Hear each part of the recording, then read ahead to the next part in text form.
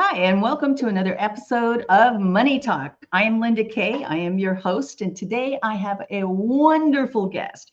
You know, many of us are thinking about starting a business or getting into a new business, and maybe even starting a business with a hubby or a wife. Well, you're going to find out how easy that is and how easy it looks. See, when it looks easy, we all guess that it must be easy, right? But Zena Krogedal makes it not only look easy, but is easy. And she's going to be my guest today. So I have two requests right now. One of them is if you like what you see, share it. Don't keep it to yourself. And secondly, stay tuned. I'll be right back. Linda gave me the courage, the confidence to move forward. And after I was finished with Linda Kaye's training, I was at the next level. It's Linda Kaye. But when you trust that piece of you that says, I got something to give, I have something to say, you know you've got something to do. Get on your feet, shake your hands in the air. Welcome to the stage, Linda Kaye.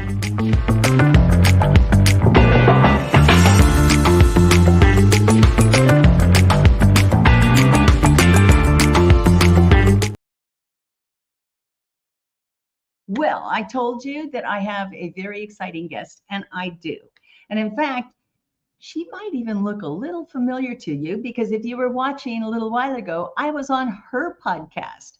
So making it look easy and making it live and fun. Welcome to my show, Zena Krogedal. Hi, how are you? I am doing fantastic. And of course, because I'm shooting from home, I'm next to the largest helicopter base in the world. And so this is about the time that the screaming jets go flying over and the helicopters just did their whole round. So I'm going to be right back and you're going to stay tuned for 3 seconds. 3, 2, 1. See, I told you how fast that was going to be and I'd be right back. And here I am. Here you are. So Zena, talk to me. What kind of business are you in and how did you get into it? So the business that I am in right now, my husband and I are helping couples going from partners to powerhouses. So we have started a coaching business and relationship coaching. And so it's very, very exciting. Now, we also run a real estate business together. And so this is where our expertise has definitely chimed in. And we've also done ministry together as we've been married for over 19 years. And so we have been partners for a long time. And so it's very exciting. Wait a minute. You don't look old enough to be married 19 years. Let's start there.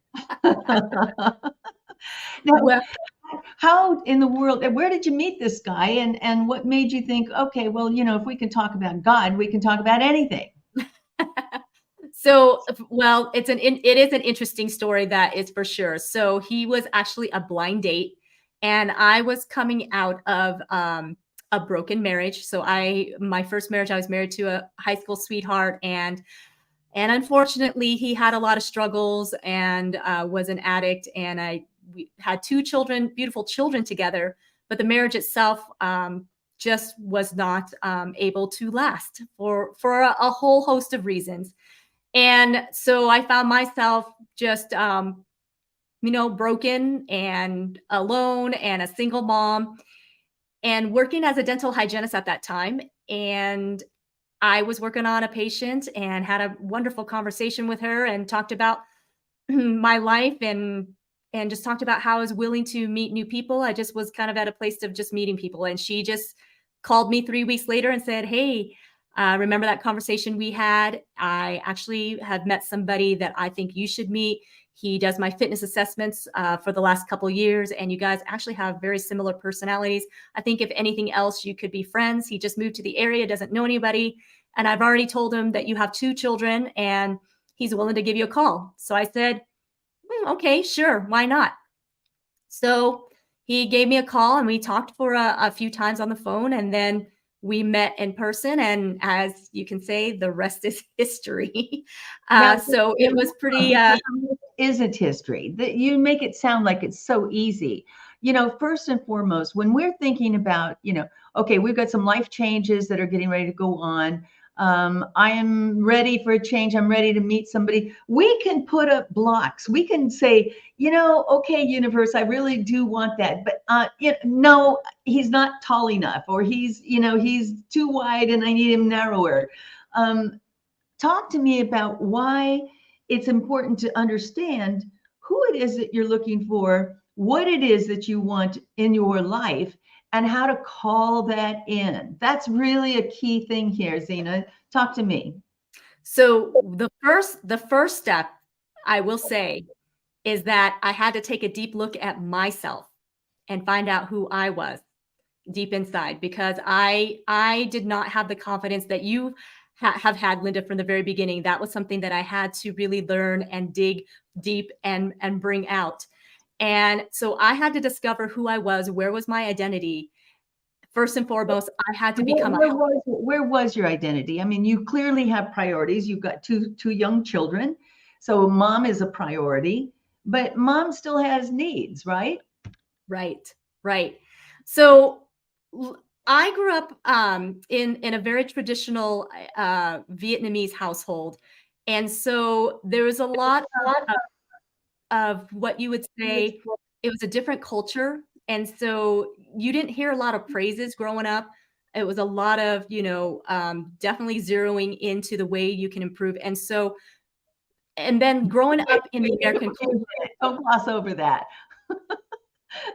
A lot of and not a lot of praise. So you wouldn't hear, wow, Zena, great job. Get out there, get in there and just fight. No, I would hear, why do you have a B on your report card? Were you being lazy? Were you talking in class? What's going on here? And even though I had the majority of A's, something wrong with you, and not only is there something wrong with you, but you should be able to fix it, because I'm telling you what's wrong with you. Oh, absolutely. And so I would hear that for quite some time. And my mom had a lot of her own traumas and things that she had to work through, because it was a traumatic thing. I lived a very blessed life, but both my parents grew up in a time when it was a lot of turmoil in their country. And so there was a lot of loss. And my mom had been through many, many things, including having to leave her country unexpectedly at the moment's notice and coming into another culture with a baby. And so if you can imagine the trauma, and then not being able to really discuss that and have that released, because let's face it, there weren't very many people speaking Vietnamese or having therapy or any of that kind of thing. And so she was dealing with a lot of her own things. But for me as a young adult, was she one of the boat people? Did she come into the United States in the 70s or 80s? No, we were actually very fortunate, because my father worked for a lieutenant colonel. So he was a chauffeur. So he worked for the American government.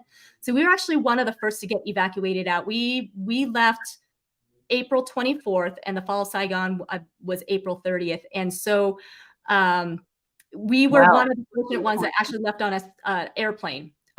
So we were not boat people, but we were, in the refugee camp for quite some time. And that in itself, not the unknown, right? The unknown of not knowing what's all going on and what's the next step. And so hold on a second.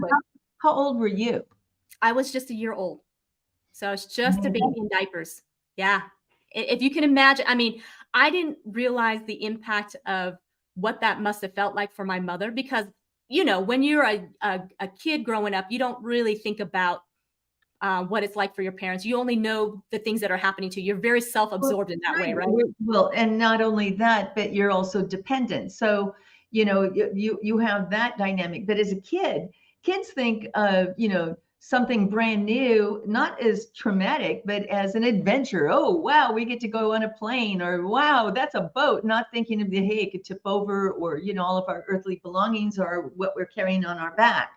That's something that your mom has had to deal with. So, now growing up, in what state did you come to when you first arrived in the U.S.? Well, when we first arrived, it was in California at Camp Pendleton. So that was the refugee camp that pretty much a lot of Vietnamese people ended up at. And so we were in Camp Pendleton for a good 6 months before we had sponsors.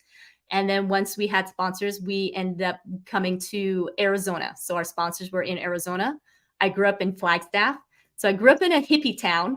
So the majority of my friends' parents, protested the war.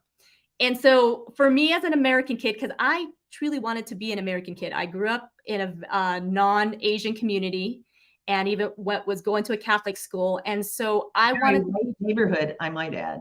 Yes, it was.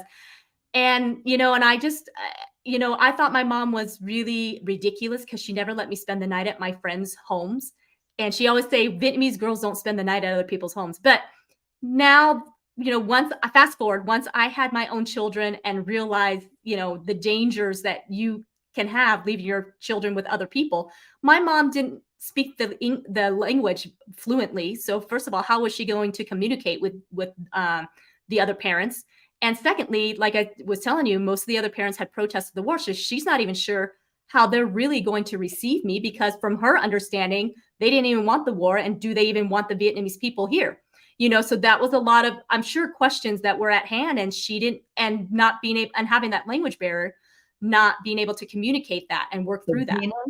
Zena, mother love translates any language, doesn't it? Yeah. Mother's into, and your intuition, you're talking about spirit now. So now what you're talking about is when you're channeling that information, she's not just coming from, she isn't coming from a shoot from the lip or shoot from the hip type of reaction. She understands clear and present danger. She understands that if she had stayed where she was, that she may not survive. And she did what she best could do, which was to take the opportunity and seize the opportunity, because think of how many people don't seize that opportunity. And I think about just the way I grew up. I may have grown up with a lot of siblings and, learned how to be more demonstrative and get attention. But I never had to worry about somebody coming into my country or me having to leave my country all of a sudden and run for the hills, because it was clear and present danger. So your mom came here, she's got trauma that she's dealing with, but her instincts are unbelievable. And in the same way, instinctively, what is right for your own children. And the fact that you found the beauty of a relationship, and okay, sometimes we have to try out a couple of them before we get to them, right? You found somebody that would share your dream. You found somebody that not only shared your dream, but shared the responsibility of that dream, because it's not enough to have a dream. It's not, if you never have an action plan, if you never have the kinds of things that you need to have to make that dream come to fruition, well, it's just a dream with no plans, right? It'll never be realized. Talk to me about the first time you realized that you have a guy that you're going to be able to build a life with and build your first dream. Well, the time that I realized, and I'm going to, really be real and honest here. I also at that time came to really have a relationship with Jesus. And so for the first time, I was consulting on what to do and how to go about it. And I knew that Chris was the one that I was going to marry, but I had a lot of doubts, because I will tell you, because I had so much had to work through, that my internal compass wasn't quite registering real well, because, I didn't necessarily have the sparks fly right off the bat. And I normally was very attracted to bad boys. If you lined up 10 guys along the wall and there was only one bad boy on that wall, I would pick the bad boy. I would have picked the runner up. and so I always say God set us up, because it was a blind date. Because honestly, I don't know that we would have thought to go out on a date had we just met each other, because I wasn't his type and he wasn't my type. But yet, getting on the phone and having somebody suggest that we should have a conversation and suggest that we meet up was that catalyst. Now, hold on a second, because this works the same way in business. Referrals, right? Yes. When you get a referral, it is like the next best thing to a warm hug that you can possibly imagine, because it's really the endorsement that somebody else has given that bridges that gap for which there would otherwise be a very, very large gap. But that referral, whether it's in personal life or whether it's in a personal relationship or it's in a business introduction or relationship, somebody has had an experience with you. So we don't often think, I should be giving good first impressions.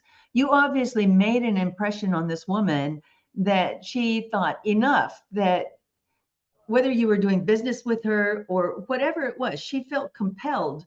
Oh, there's an opportunity for this person. I just met this person for this one to meet over here. Like you said, you may not have had that inclination. You might have met and just kept going. That chance meeting at the supermarket in the vegetable section, or an introduction, a referral, that is so deep and so good. Keep going. Yes. More. Well, and part of the healing process too is knowing that sometimes you need external help and an external counsel, an external voice.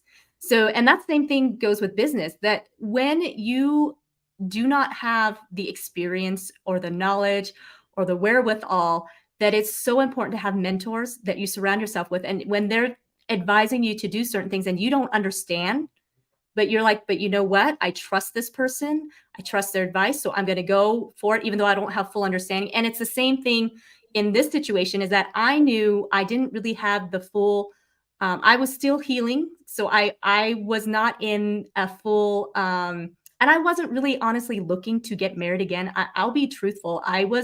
Had just gotten out of a bad relationship. The last thing I wanted was to jump into another marriage right away. That was not, what I was looking for, but God had other plans. And as I was healing, he brought somebody along to also help me with the healing process. And in that, we developed a very deep, connected relationship in a way that I didn't realize that you could really have. You watch movies and you read books and you think, oh, you're supposed to have sparks flying right off the bat, otherwise they're not the one. But sometimes love. Wait a minute. I think that's just in Hollywood, and we know what happens. All you have to do is read the trade rags and know that those don't last very long. What you found was something meaningful. So not only do you get the introduction, but you are aware that you need to be healed. You're aware that you're not quite ready. And, we hear it in God's time, not our time. Right. So, now you've progressed. What comes first, the opportunity to work closely with him in ministry, or do you actually get married? Well, so as far as, I was a single mom, so I didn't do a lot of ministry, and I was also new to the church. So I was attending. So our dates comprised of going to a lot of church functions. So we had church There's services. nothing wrong with that. I'll tell you what, that's how I grew up. Yeah. And it's actually great because to be honest, and, a guy that's really willing to come to church and be, in that environment is definitely a much better guy to hang around with than one that wants to hang out at the bars all the time. So, so it's not that. And what you're talking about is core values. Also, you're talking about your core values, what's important to you. And your core values are something that are going to be translated and also communicated to your children, because it's the most important things to you. So your core values, you want to be able to share with the person that you're going to be sharing your life with. If you don't have that simpatico that's going on there, then you're really testing fate, aren't you? You're really testing to see, can this last beyond, and now you're questioning things and decisions that he's doing or that he's making, or you're questioning his integrity. You don't do that when you're matching when you are making your core values the most important thing, that it's the overarching piece that holds you together. Yes. Yeah, absolutely. Yeah. And so, at the point that I knew he was going to be somebody, but even in the relationship, we had a lot of ups and downs. I was the first one. He said that he loved me. And then 2 weeks later, he broke up with me because he scared the bejeebies out of himself. But basically fast forward, we got married, and he has been an amazing husband, amazing father. But even in the first years of marriages, was a lot of rough spots. But this time around, Linda, when I interviewed you, you talk about tenacity and persistence and not giving up so easily. And I Correct. think the same thing applies in marriage, is that too many people give up too easily. So if you've got two people who really want to be in the marriage, just because things aren't going well, just because communication doesn't go well, doesn't mean you throw in the towel right away necessarily. But it does take two.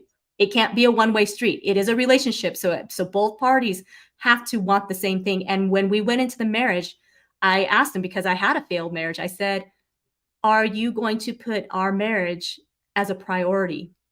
And if we ever need counseling, or if we ever need anything, are you willing to go do that? Because I wanted to know right off the bat this time, because the last one wasn't willing to do any of that. And he said, absolutely. I said, okay, then we can enter this marriage if I know that you're fully committed, that no matter what happens, that the rough spots, if we need help, you're willing to seek it. And so I joke around, but there's a lot of truth to this, that we've been married for 19 years, but it's probably the last 5 years that we really feel like we've gotten into a great groove and a great flow. And it's taken that long to really learn the communication style, the nuances, the learning to become one, learning to dream together instead of feeling like you're at odds with each other, having Or two different competing dreams. with each other. Yes. Yes. And of course, and we also start out with having children right away. I mean, my children were young. My daughter was 5 and my son was 3. And so we didn't have that couple of years of just us trying to build that. We had, a whole lot of other things going on along with building our relationship. And so I think many times that delayed it. Plus, he was in law enforcement when I first married him.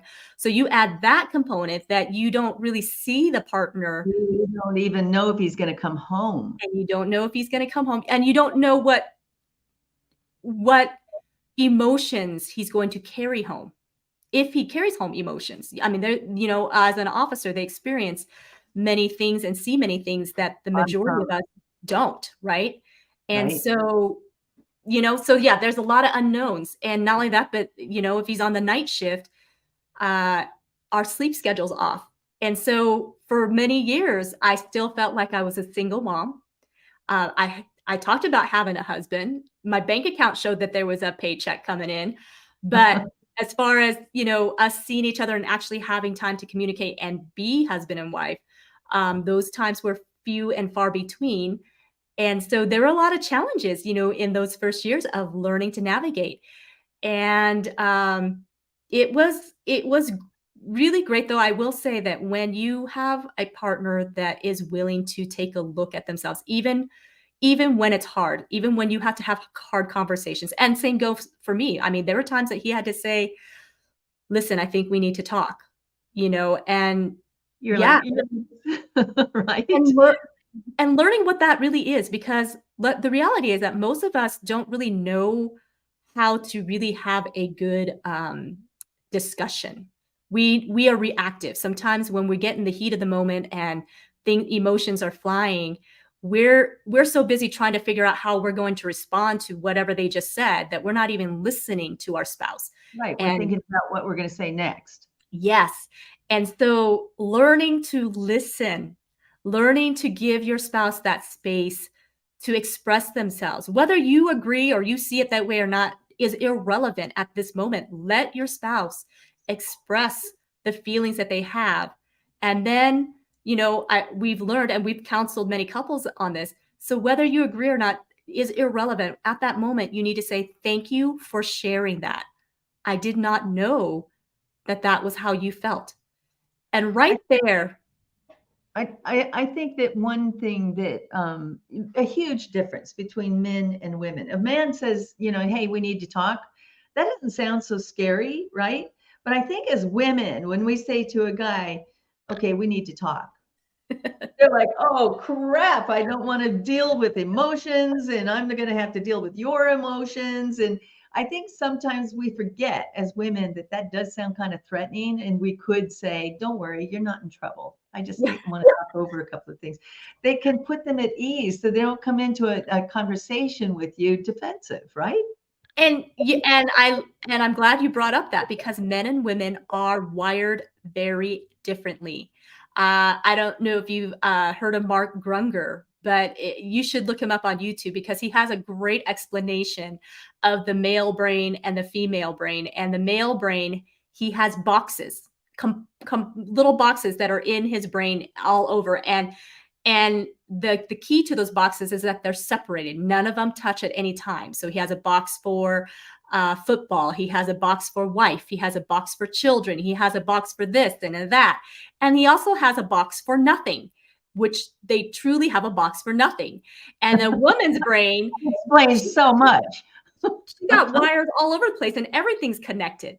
So we can't separate anything. Everything is connected. But wait, that box for the emotional conversation and the emotional vulnerability, I think it's really, really small.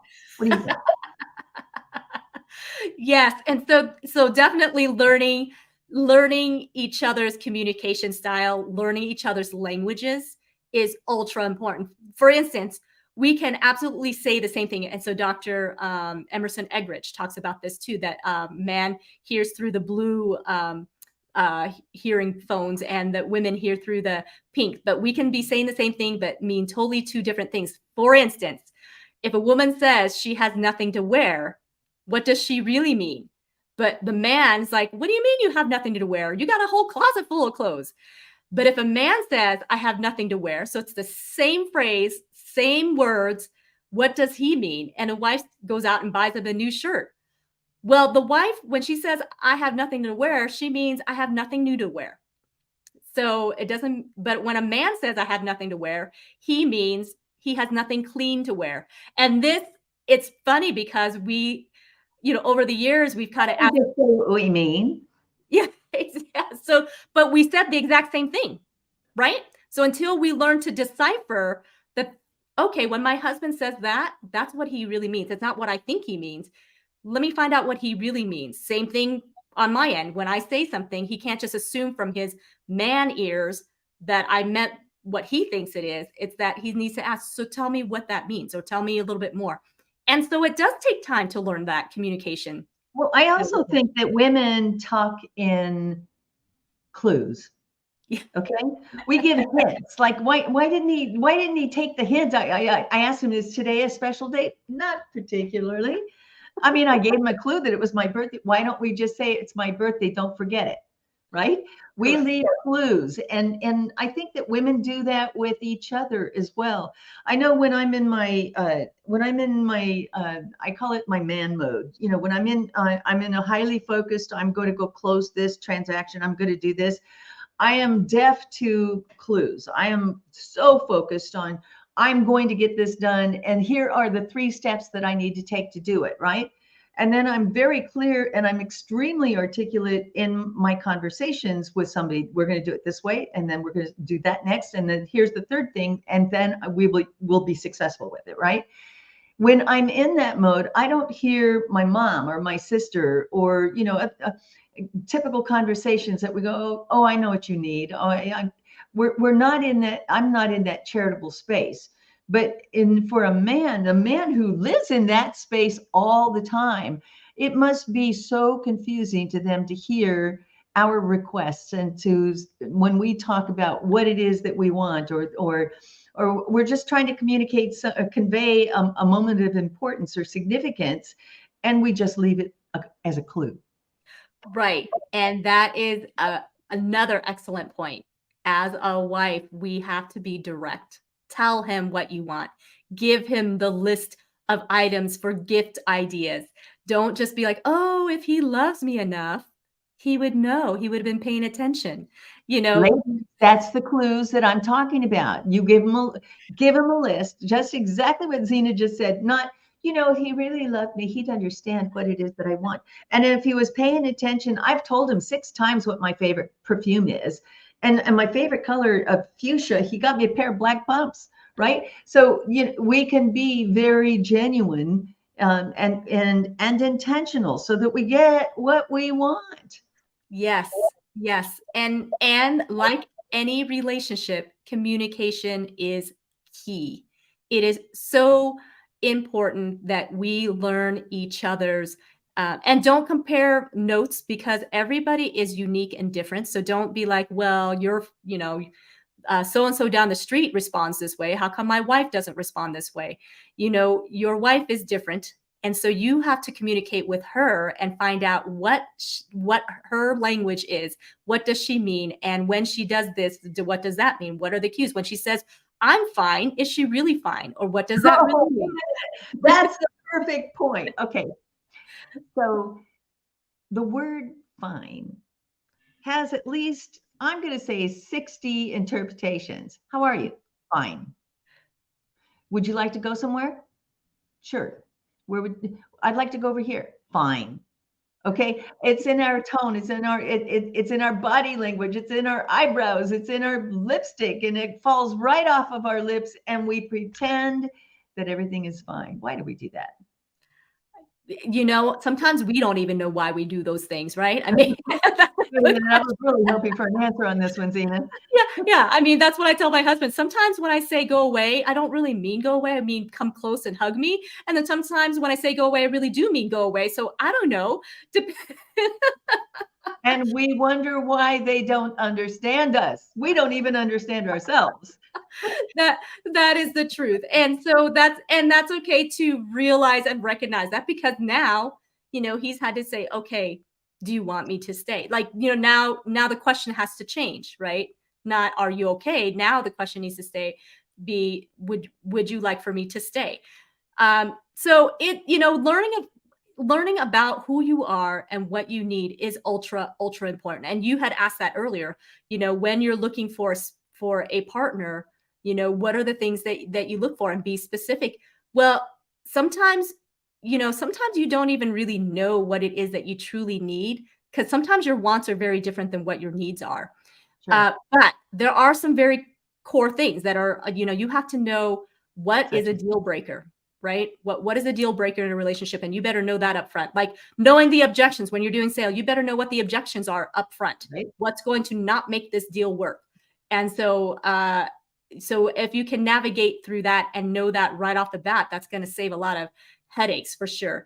And, it truly comes down to, if each partner really would focus on the other person's needs, like if I go into my day and I think, what can I do today to bless my husband? What can I do to make his day a better day? And then he also thinks the same way. What can I do to make my wife's day a better day? It makes it such a wonderful, harmonious day, and you feel so accepted and you feel so loved and respected. Where if I go into a day like, okay, what does he need to do for me today for me to be happy? And if he doesn't comply, then, I'm going to just be really upset all day long. And there'll be hell to pay. Yeah, exactly. And so changing your mindset, for sure, changing your attitude, and being grateful, because let's face it, none of us are perfect. Some of us may appear perfect on social media and everybody looks like they're having such a grand old time. But the reality is that none of us are perfect. We have our not so nice moments, not so pretty moments, and our spouses get to see that side of us more than other people get to see. And so we have to give each other a lot of grace, and also know that the other spouse has good intentions. My husband didn't really have ill intentions towards me. He didn't marry me to say, how can I make this woman's life a miserable hell? That was not the intent, and so I shouldn't go into thinking that that's his motive when he just keeps, missing the mark or whatever. Or if I miss the mark, that he doesn't see that too.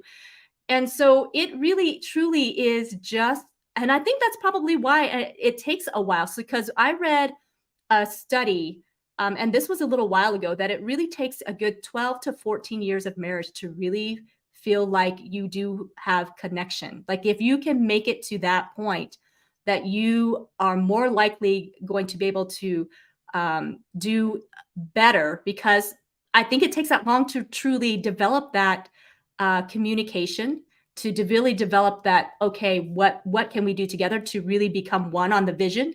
What can we dream together? How do we go about this? and so there's just a lot. And so when you throw owning a business together and working together all the time, marriage is hard enough as it is, right? In and of itself. But then when you I went from not seeing him much, I was talking about how he was in law enforcement, not seeing him much, and to seeing him all the time. Well, you want to talk about an adjustment. No You're in my kidding. space No, a and lot. I'm certain that, during the COVID lockdown, everybody went through that same experience. But you said something a minute ago, and it's really bothering me because I've been married twice, and in both instances, if I added up all the years of being married, they don't even come close to the 14 year of being able to communicate with each other. And I'm thinking to myself, do I want to spend 14 years trying to figure out if this is how to make this work? I know that you're doing couples therapy you're working with couples on this level. So, and the reason why you work with the coach is to cut the amount of time it takes you to get something done. Correct. Are you able to cut down that 14 years and find a more productive and harmonious time so that the couple can get to the part of the living, loving part faster?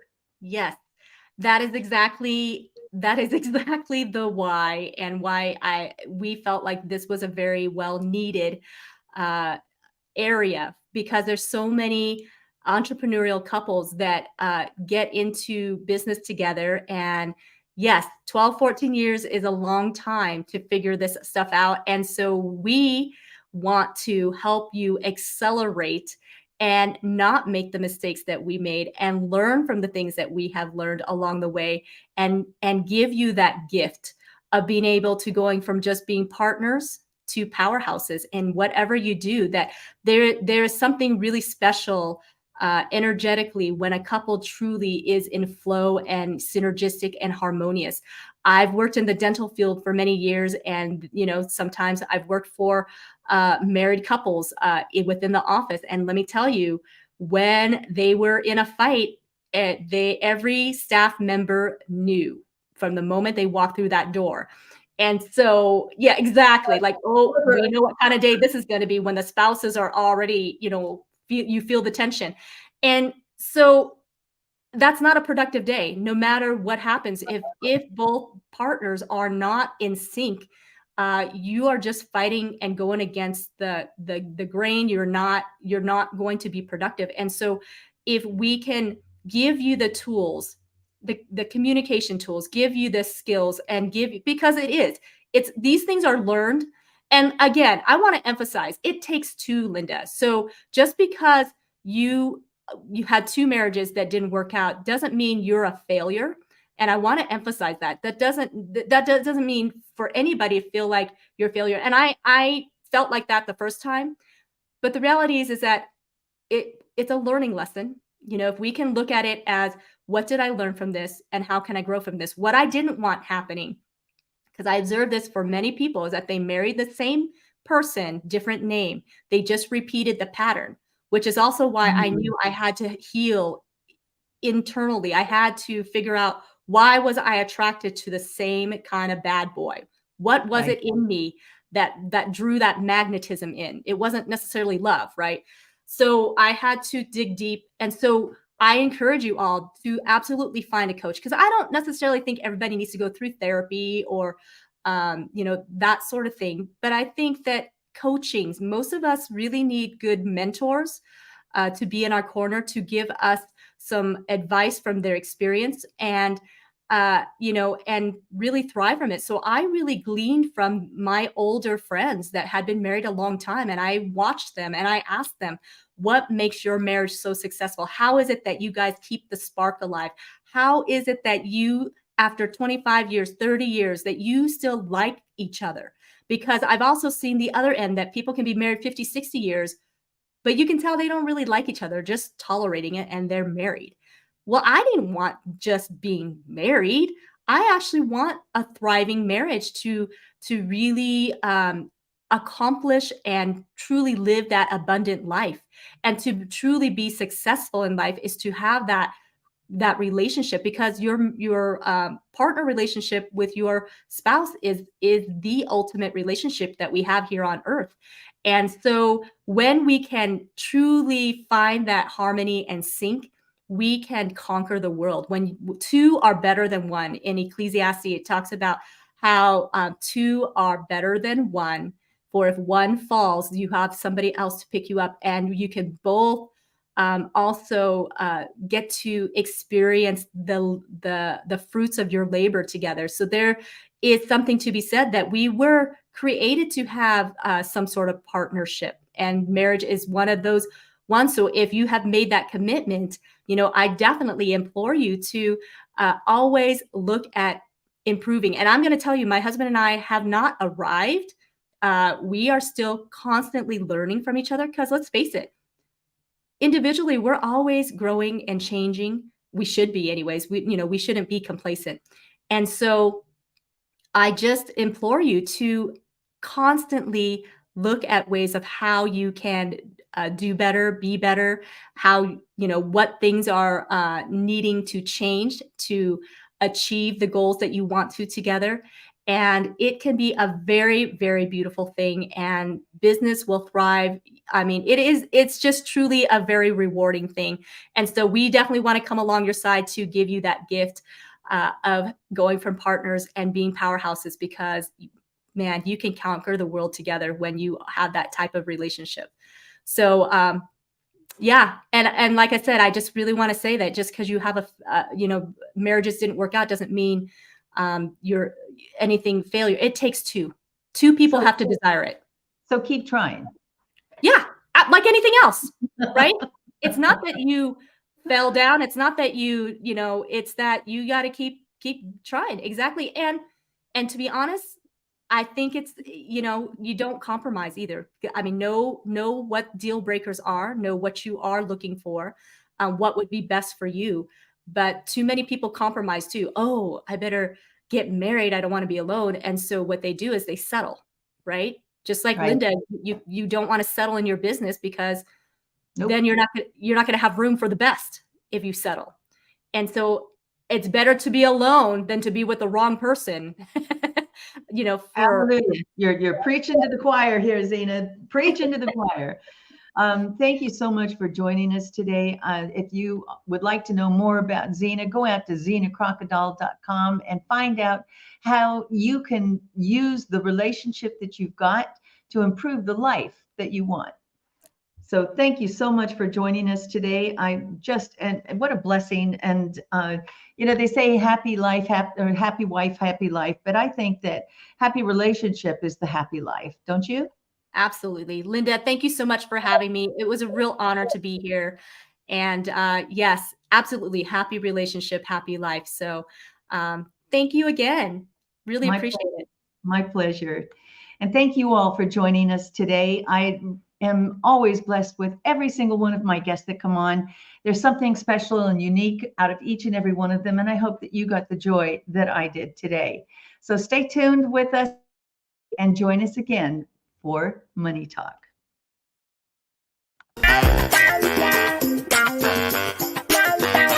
Do you like to talk about money? If you do and you'd like to be a guest, contact me at lindakay360.com.